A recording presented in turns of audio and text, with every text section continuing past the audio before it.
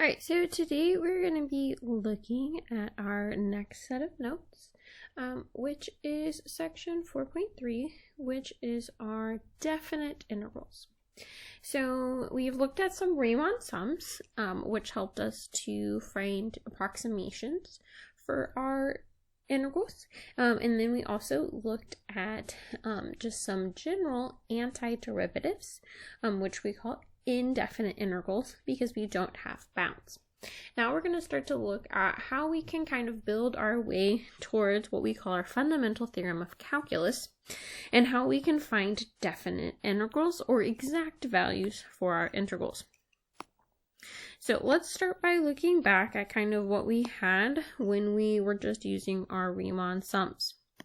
So if we were to look at the graph here, it says to graph the function cosine of x. So remember that our cosine of x starts up at a maximum. We're going to come down until we reach pi over 2. Then we have a minimum. And then we're going to come back up and so forth. So notice that we're looking at the interval from 0 to 2. So we kind of need to decide where that's going to happen. So remember that pi is approximately 3.14. So pi over 2 is going to be 1.5. Which means that our value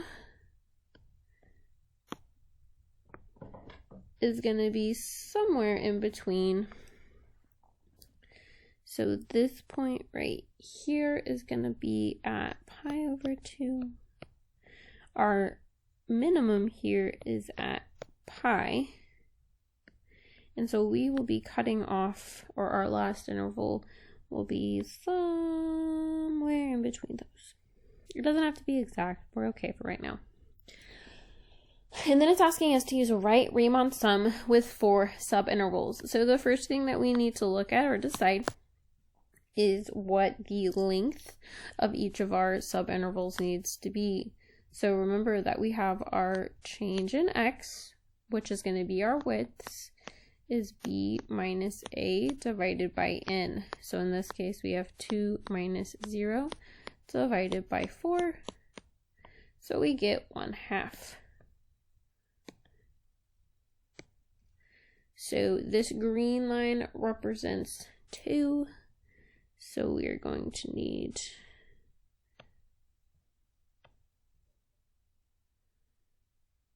this is pi over 2 is slightly larger than 1.5, so our other interval will be about right there.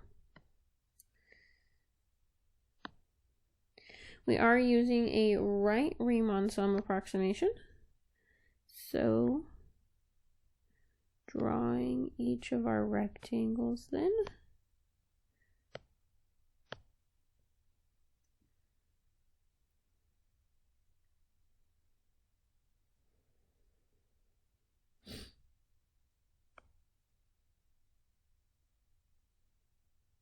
I get something that looks like that.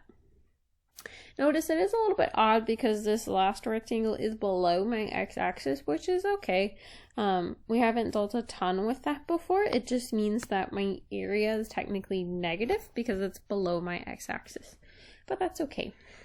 So remember that for our Riemann sums, we are specifically looking at the sum from n equals 1, meaning my first interval, to my fourth interval of our f of x, which represents my heights, times my change in x, which represents our widths of our rectangles.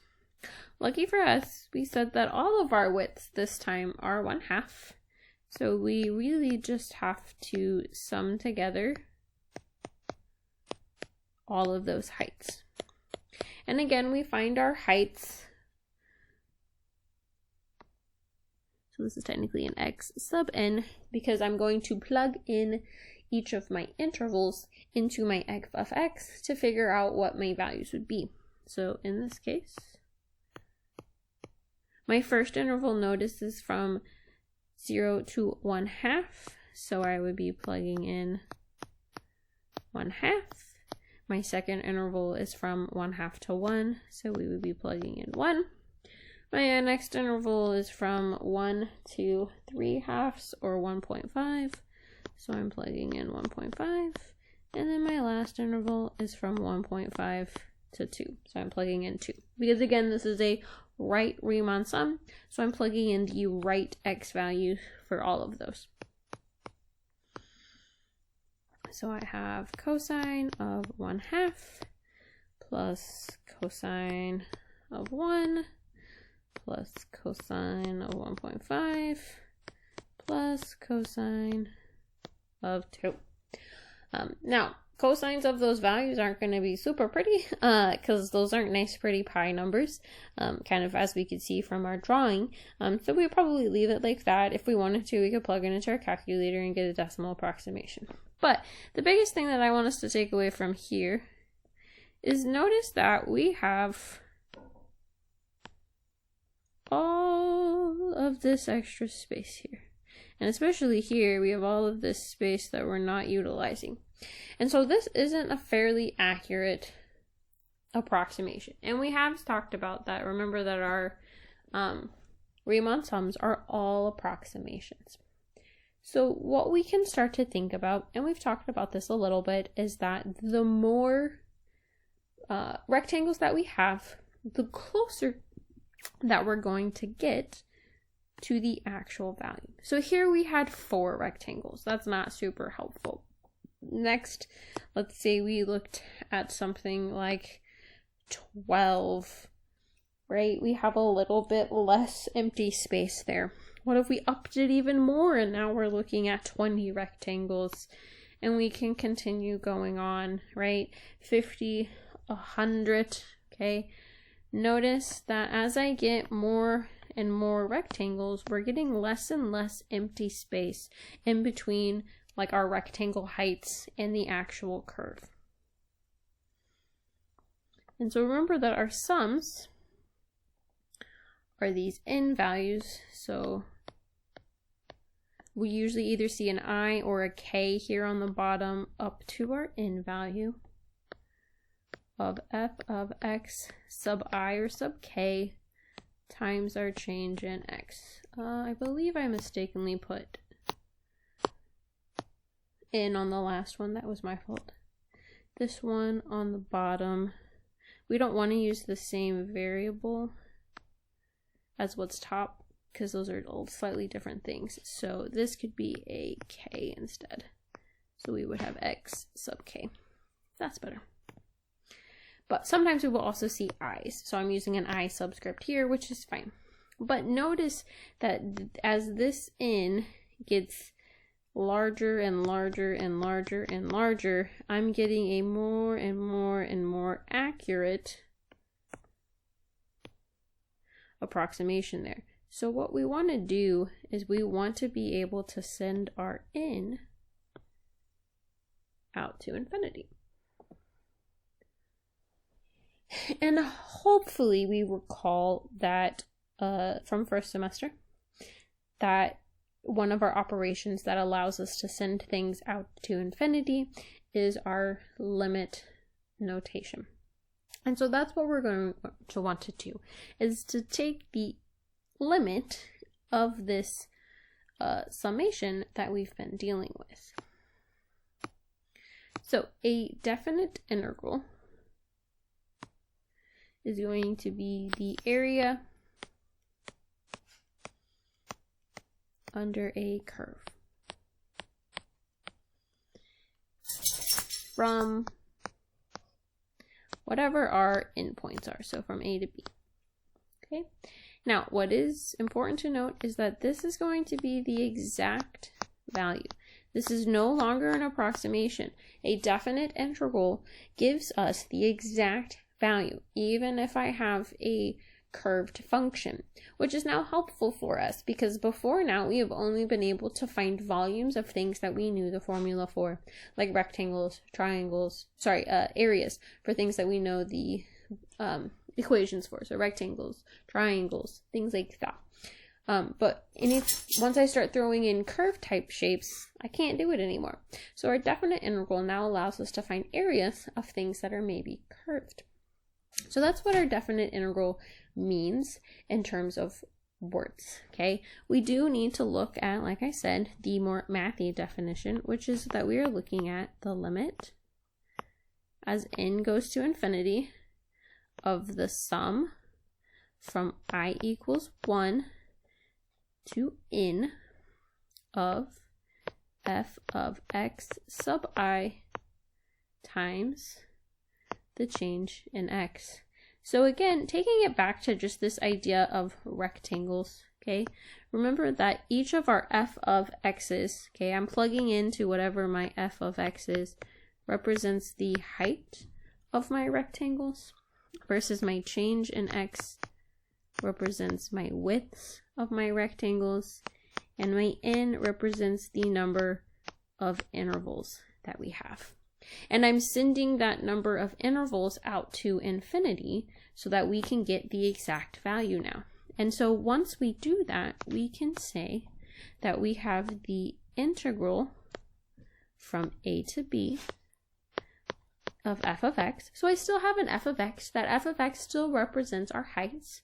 And now what ends up happening is we change that change in x to a dx instead. So it still kind of represents our widths, but basically what it tells us is this now tells us what we are taking the antiderivative, because that's also what an integral represents. We're taking the antiderivative with respect to x. Just like when we had dx, dy dx in a derivative, or if I had a ds or a dt, right? That told me what I was taking the derivative with respect to. The dx here tells me what I'm taking the antiderivative with respect to. Now, a couple of things that we do need to kind of look at. So we have already talked about that our change in x is going to represent b minus a divided by n.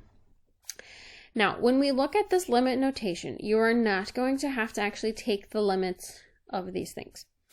We're going to take integrals using antiderivatives, which we talked about in our last section. However, what we could see is something that starts looking like the left, and we need to rewrite it in integral notation like the right. Or vice versa. We start with an integral and we need to rewrite it in a limit notation. We will never actually have to take integrals by using limits, but you will every once in a while have to match a limit notation to an integral or vice versa. So we do still need to break this down a little bit. So our change in x we've been dealing with. Now our f of x is what gets a little bit tricky. So we take this f of x, and I'm going to break this down as best as possible. It gets a little convoluted. It's not difficult, there's just a lot of stuff going on.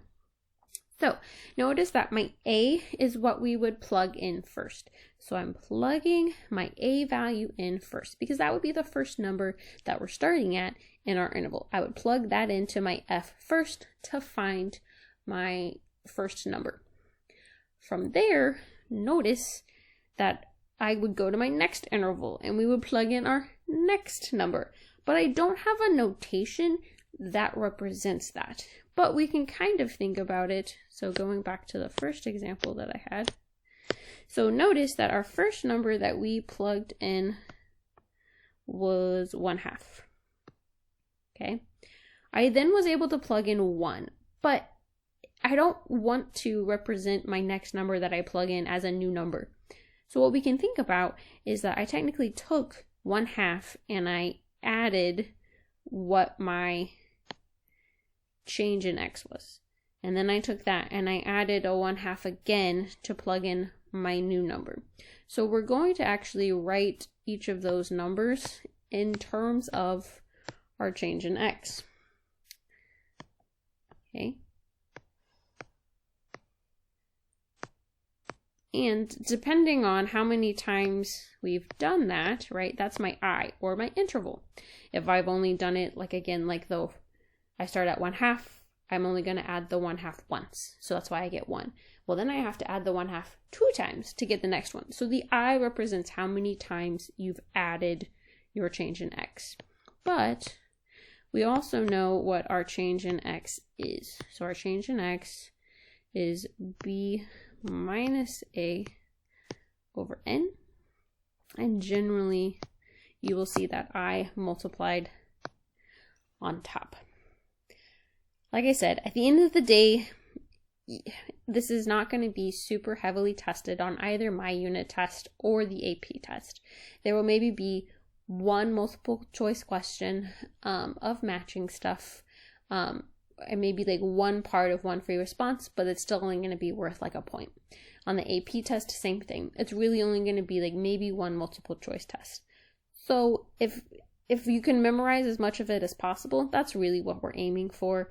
If some of the variables are a little confusing, I totally get that. Really what we're striving for is that we kind of can think about that these still represent my heights, my widths, and how many intervals it is that we're looking at. So like this top part is the main part that I want us to look at, but we will look at how we kind of match things.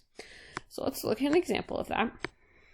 So here it says, Paul is using rectangles to find the area under the curve on the interval -2 to 7, using integral notation to express the limit that he found.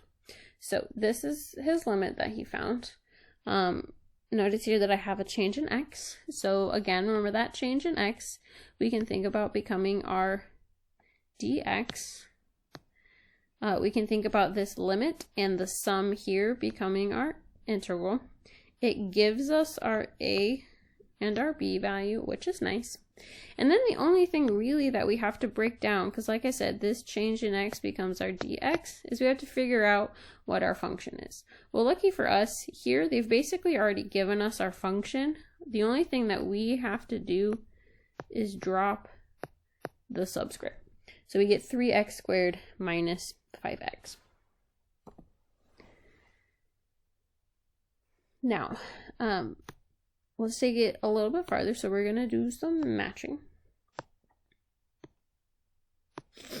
So like I said, these are going to be kind of what we're looking at is trying to match when we have an integral or a limit notation.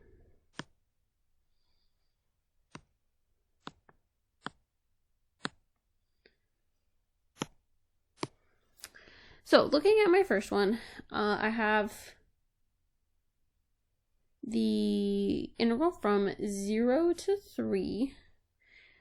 So that means that recall that our b minus a is going to have to be 3. So here, since notice that my a is 0, my b is 3, I'm just going to get 3. Which means that when we're looking at our change in x, that should be a 3 over an n. So I'm matching this to a limit notation. So notice